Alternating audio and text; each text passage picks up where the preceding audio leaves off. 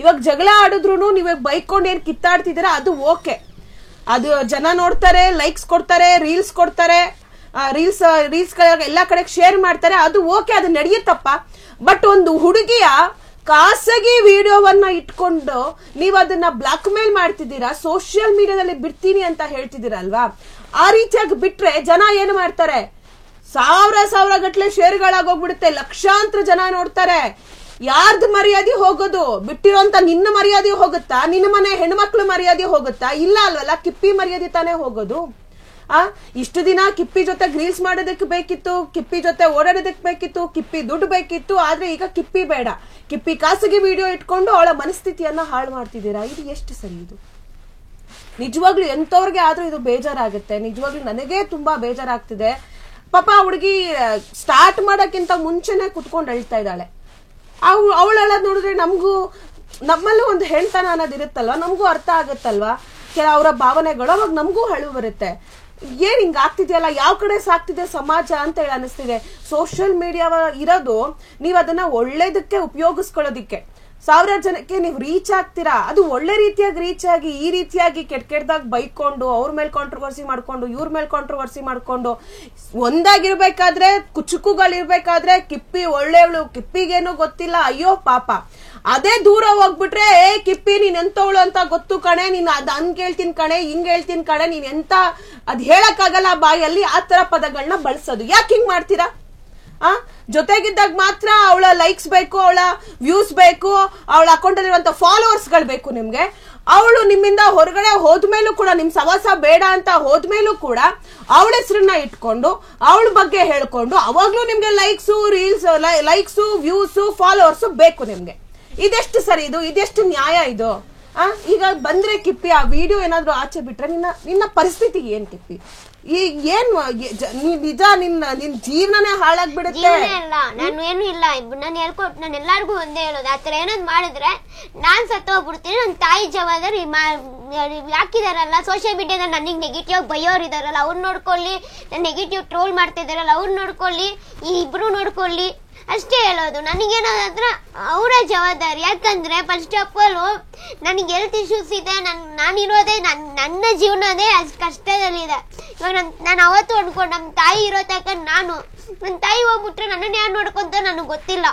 ನಾನು ಇರೋದೇ ಹಂಗಿದ್ದೀನಿ. ಹಂಗಿದ್ದ ಮೇಲೆ ಅವ್ರು ಅರ್ಥ ಮಾಡ್ಕೊಂತಿಲ್ಲ ನನ್ನನ್ನ. ಅವ್ರು ಹೆಂಗ್ ಗೊತ್ತಾ, ಜೊತೆಲಿದ್ದಾಗ ಚೆನ್ನಾಗಿತ್ತು. ಇವಾಗ ಪೊಲೀಸ್ ಅವರು ಅವ್ರ ಕರ್ತವ್ಯ ಮಾಡಿದ್ದಾರೆ, ಕರ್ಕೊಂಡ್ಬಂದು ಇಬ್ರು ಇಲ್ಲಿ ಡಿಲೀಟ್ ಮಾಡತ್ತಲ್ಲ, ಡಿಲೀಟ್ ಮಾಡ್ಬಿಟ್ಟು ಅಲ್ಲಿ ಹೋಗ್ಬಿಟ್ಟು ಬೇಕು ಅಂತ ಪೋಸ್ಟ್ ಮಾಡ್ಕೊಂಡು ನನಗೆ ಏನಕ್ಕೆ ಈ ತರ ಬ್ಲಾಕ್ ಮೇಲ್ ಮಾಡ್ತಾರೆ, ಯಾಕೆ ಈ ತರ ಹಿಂಸೆ ಕೊಡ್ತಿದ್ದಾರೆ? ಯಾಕೆ ಸೋಷಿಯಲ್ ಮೀಡಿಯಾದಲ್ಲಿ ನಾನು ಬೆಳೆಯೋತಿರೋದೇ ತಪ್ಪ? ನನ್ನ ಓನ್ ಟ್ಯಾಲೆಂಟ್ ಇಂದ ಬೆಳಿತಾ ಇದ್ದೀನಿ, ಅವ್ನ ಹಾಕೊಂಡು ನಾನು ಬೆಳೆದಿಲ್ಲಲ್ಲ, ಅವ್ರ ನನ್ನನ್ನ ಹಾಕೊಂಡು ಬೆಳೆದಿರೋದು.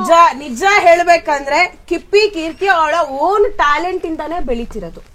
ಕಿಪ್ಪಿ ಯಾರ ಒಂದು ಕಂಟೆಂಟ್ ಅನ್ನು ಕದ್ದಿಲ್ಲ, ಅಥವಾ ಬೇರೆಯವರ ಟ್ಯಾಲೆಂಟ್ ಅಲ್ಲಿ ಇರುವಂತಹ ಕಂಟೆಂಟ್ ಗಳನ್ನ ಎತ್ತಿ ಕಾಪಿ ಮಾಡಿ ಇವಳು ರೀಲ್ಸ್ ಮಾಡಿ ವೈರಲ್ ಆಗಿಲ್ಲ. ಬನ್ನಿ ಜನರೇ ಅಂತ ಅನ್ನೋದು ಅದು ಕಿಪ್ಪಿದ್ ಓನ್ ಕಂಟೆಂಟ್. ಹಾಯ್ ಜನರೇ ಅನ್ನೋದು ಕಿಪ್ಪಿದ್ ಓನ್ ಕಂಟೆಂಟ್ ಅಲ್ವಾ ಕಿಪ್ಪಿ?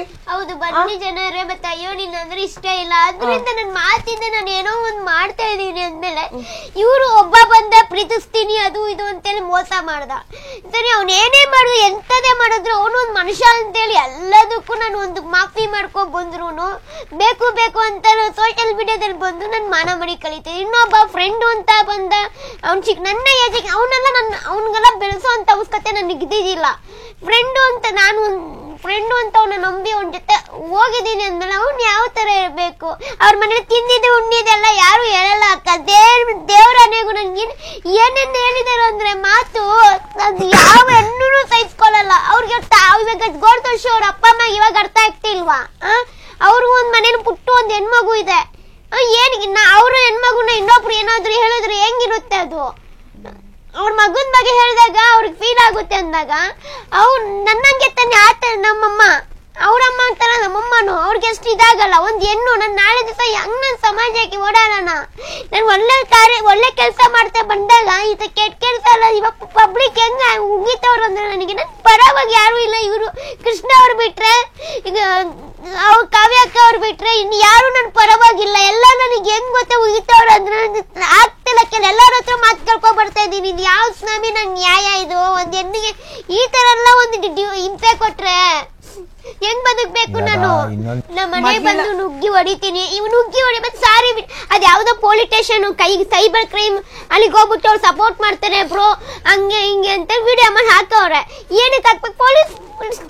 ಪೊಲೀಸ್ ಸ್ಟೇಷನ್ ಒಂದು ಗೌರವ ಇಲ್ವಾ? ಪೊಲೀಸರಿಗೆ ಒಂದು ಗೌರವ ಇಲ್ವಾ? ನಾವು ಪೊಲೀಸ್ ಅಂದ್ರೆ ಎದುರ್ಕೊಂತೀನಿ. ನೀವು ಪೊಲೀಸ್ ಅವಾಜ್ ಹಾಕಿದ್ರೆ ನಂಗೆ ಭಯ ಆಗ್ಬಿಡುತ್ತೆ, ಯಾಕಂದ್ರೆ ಅವ್ರಿಗೊಂದು ಸ್ಥಾನಮಾನ ಇದೆ. ಇನ್ನೊಬ್ರು ಟ್ರಾನ್ಸ್ಜೆಂಡರ್ ಒಬ್ರು ಬರ್ತಾರೆ, ಸಾರಿ ಕೇಳು. ಏನು ಸಾರಿ ಕೇಳ್ಬೇಕು? ನನ್ನ ಅರ್ಥ ಆಗ್ತಿಲ್ಲ. ಇಲ್ಲಿ ನಾನು ಏನ್ ತಪ್ಪು ಮಾಡಿದೀನಿ? ಸಾರಿ ಕೇಳು. ಮಾತಾಡ್ತಿದ್ರೆ ಸಾರಿ ಕೇಳು. ಇಲ್ಲ ಯಾಕೆ ಬೇಡ? ಅವ್ರ ವಿಷಯಕ್ಕೆ ನಾನು ಬಂದು ಇಲ್ಲ. ಅವ್ರನ್ನೆಲ್ಲ ನಾನು ಬ್ಲಾಕ್ ಮಾಡಿ ಬಿಸಾಕಿ ನಾನು ನಾನು ಇದ್ರು ಬಂದು ಬ್ಲಾಕ್ ಮೇಲ್ ಮಾಡ್ತಾರೆ. ಅವರ ಕಮ್ಯುನಿಟಿಗೆ ನಾನೇನ್ ಮಾಡಿದ್ದೀನಿ? ಅವ್ರು ನನ್ನಂಗ ಒಂದು ಹೆಣ್ಣು ಅಂದ್ಮೇಲೆ ನಾನು ಏನಕ್ಕೆ ಹೋಗ್ಲಿ? ಈ ಮಾತಾಡ್ತಾರೆ.